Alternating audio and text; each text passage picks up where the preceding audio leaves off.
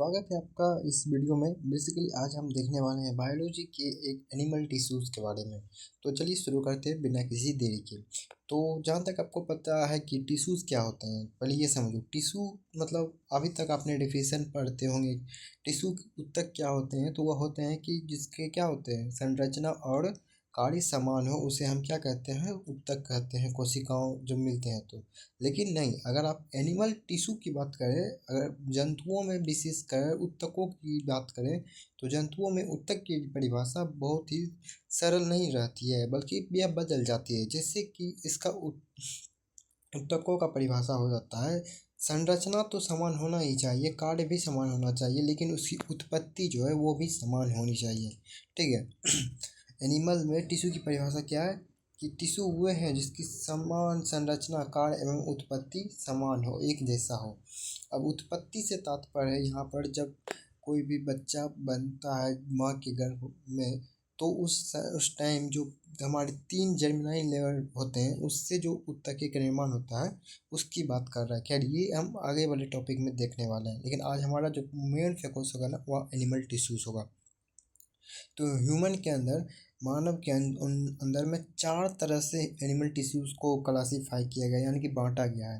यानी कि इंसानों के शरीर में कितने प्रकार के ऊतक हैं, तो 4 प्रकार के हैं। पहला है उपकला, दूसरा है संयोजी ऊतक, तीसरा है मांसपेशी ऊतक, चौथा है तंत्रिका ऊतक, जिसे हम इंग्लिश में बोलते हैं एपिथेलियल, कनेक्टिव, मस्कुलर और नर्वस टिश्यू। ठीक है।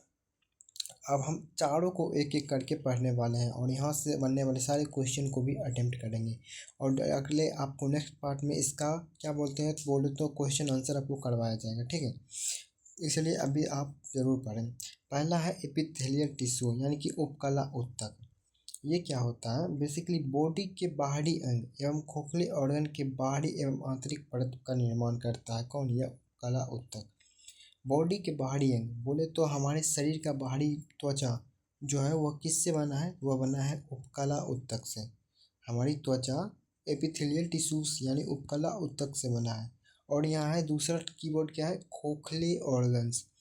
जितने भी हमारे होलो मस्कुलर ऑर्गन्स हैं, जैसे हार्ट हो गया या फिर कोई और ऑर्गन है, मान लीजिए इस तरह से कोई ऑर्गन है, तो इसका पहला लेयर ये वाला और इसका अंदर का लेयर, ये दोनों कौन बनाएंगे, एपिथेलियल टिश्यू बनाएंगे। ठीक है। और इस एपिथेलियल टिश्यूज की क्या एक बहुत मेन कैरेक्टरिस्टिक होता है, इसमें कोई भी कोशिका की जो जगह होती थी, यानी कि 2 कोशिकाओं के बीच जो जगह बनता था, वह जगह नहीं पाया जाएगा, बल्कि इसमें जो कोशिका होते हैं बिल्कुल पैक करके होते हैं। इस वजह से इसमें कोशिका नहीं पाया जाता। आप इसे इस तरह से समझो कि एक बोरे जो होते हैं या एक बैग में आप इतने ज़्यादा सामान रख दो कि आप उसमें और कोई सामान रख ही ना पाए, तो क्या उसमें कोई जगह बचा? तो नहीं। ठीक उसी तरह से इसमें भी होता है। अब इस एपिथेलियल टिश्यूज यानी कि उपकला ऊतक के कुछ कार्य को देख लेते हैं। पहला है पदार्थ का विनिमय। विनिमय बोले तो विनिमय का मतलब होता है एक्सचेंज, यानी कि आदान प्रदान, जिस तरह से, ठीक है, उसे हम विनिमय कहते हैं।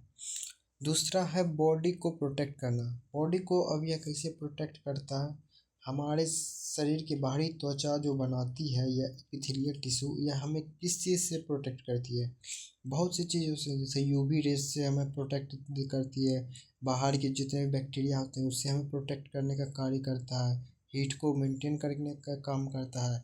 तो क्या होगा, ये बॉडी को प्रोटेक्ट करता है। और तीसरा है एब्जॉर्प्शन एंड एक्सक्रीशन। देखो, एपिथेलियल टिश्यूज कई ऐसे जगह पे भी पाए जाते हैं जिसका काम होता है एब्जॉर्प्शन, यानी कि शोषण करना, और एक्सक्रीशन यानी कि कुछ चीज़ों का स्रावित करना। तीसरा है एब्जॉर्प्शन। ठीक है। नेक्स्ट है हमारा पदार्थ को मूवेबल बनाना। मूवेबल का मतलब हुआ कि पदार्थ को आगे की तरफ बढ़ाने में भी सहायता देता है। कौन? यह एपिथेलियल टिश्यूज। तो चलिए अब इसके भी कुछ टाइप्स होते हैं एपिथेलियल टिश्यूज के, वो देख लेते हैं। ठीक है। पहला इसका है सिंपल स्क्वेमस टिश्यू, यानी कि सल्की चपटी उपकला ऊतक। अब ये क्या होता है, ये हम देखते हैं। सिंपल स्क्वेमस टिश्यू यानी कि सल्की चपटी और उपकला ऊतक। देखो, इसका कार्य होता है पदार्थों का विनिमय करना। अब आपसे मैं एक सवाल पूछता हूँ कि अगर आपको कोई भी पदार्थों का विनिमय करना है किसी दीवार से, तो आप उस दीवार को पतली रखोगे या मोटी रखोगे, आप ये बताओ। ठीक है। अगर किसी परत से पदार्थों का एक तरफ से दूसरी तरफ ले जाना है, तो पदार्थ को आप चाहोगे पतली रहे, और पतली रहने की वजह से आप आसानी से पदार्थ को एक स्थान से दूसरे स्थान पर ले जा सकते हो। ठीक इसी तरह से हमारे जो लंग्स होते हैं, लंग्स में गैसों का आदान प्रदान होता है, तो वहाँ पर बहुत पतली परत होती है, बहुत पतली कोशिकाएं पाई जाती है, यानी कि ऊतक जो पाए जाते हैं। इसीलिए वहाँ पर कौन सी होगी, स्क्वेमस, सिंपल स्क्वेमस। और ब्लड वेसल्स, आपको पता है कि ब्लड वेसल्स से कोशिकाओं में सारा जितने भी मटेरियल्स होते हैं जाते हैं। ठीक है। अगला है क्यूबॉइडल, यानी कि घनाकार उपकला। इसका कार्य क्या है, अवशोषण करना और उत्सर्जन करना। अवशोषण कहाँ पे किया जाता है, आपको पता है, वह किया जाता है नेफ्रॉन, पता है आपको ना, नेफ्रॉन वृक्क नलिकाओं में, यहाँ पर पानी का क्या किया जाता है, एब्जॉर्प्शन किया जाता है शरीर के द्वारा। और उत्सर्जन की बात करें तो उत्सर्जन में आ गया आपकी जितने भी हमारे अंदर में ग्लैंड्स हैं, चाहे वो एंडोक्राइन हो चाहे वो एक्सोक्राइन हो, सारे ग्लैंड्स क्यूबॉइडल टिश्यूज से बने होते हैं। ठीक है। नेक्स्ट है कोलोम्यस, यानी कि स्तंभाकार टिश्यूज। स्तंभाकार टिश्यू मतलब ये बहुत लंबे लंबे आकार के होते हैं। ठीक है। इसका कार्य क्या है, इसका कार्य भी अवशोषण है, पर यह कहाँ पाया जाएगा, यह पाया जाएगा पाचक मार्गों में, पाचक मार्गों में, जैसे आमाशय में पाया जाएगा, इंटेस्टाइन में पाया जाएगा। ठीक है। अगला है स्ट्रेटिफाई एपिथेलियल टिश्यू, यानी कि बहुस्तरीय, यानी कि वैसी ऊतक जिसमें एक स्तर से ज़्यादा हो, बहुस्तर हो। ठीक है। इसका कार्य होता है प्रोटेक्शन। अब आप बताओ, किसी चीज़ को प्रोटेक्ट करने के लिए आप उस पर ज़्यादा से ज़्यादा लेयर लगाओगे, प्रोटेक्ट करोगे। उसी तरह से स्किन में भी यही पाया जाता है। ठीक है। प्रोटेक्शन करता है। अब जहाँ पे ज़्यादा घर्षण होगा वहाँ पर प्रोटेक्ट करने का कार्य कौन करेगा, तो यही करेगा कौन, बहुस्तरीय। अगला है हमारा सिलिएटेड, यानी कि रोमावी उपकला। ये क्या करता है, पदार्थों को आगे बढ़ने में बहुत ज़्यादा हेल्प करता है। जैसे आपके नाक में जो जितने भी वो जितने भी क्या बोलते हैं उसको, पदार्थ आते हैं, वो अंदर से बाहर कैसे आ पाते हैं, तो इन्हीं कोशिकाओं की वजह से आता है। ठीक है।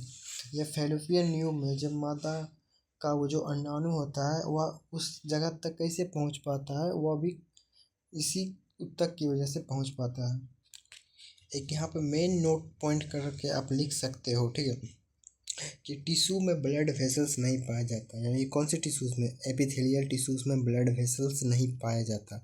और तो अब सवाल आता है, अगर ब्लड वेसल्स इसमें नहीं पाया जाता इन ऊतकों में, तो ये अपना भोजन कैसे प्राप्त करते हैं, तो अपना पोषण जो है वह विसरण के माध्यम से संयोजी ऊतक से प्राप्त करते हैं। ठीक है।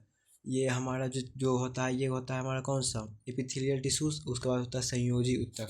इसी से अपना पोषण प्राप्त करता है, प्रदान सॉरी, वो भी कौन से माध्यम से, वह विसरण के माध्यम से। ठीक है। अगला है हमारा स्किन में केरोटीन नामक पदार्थ का जमाव होता है, जो जल एवं अन्य पदार्थ से बचाव करता है। यह आप एक फैक्ट के रूप में याद रख सकते हो, वन लाइनर क्वेश्चन बन सकता है एग्जाम में, कि स्किन में कौन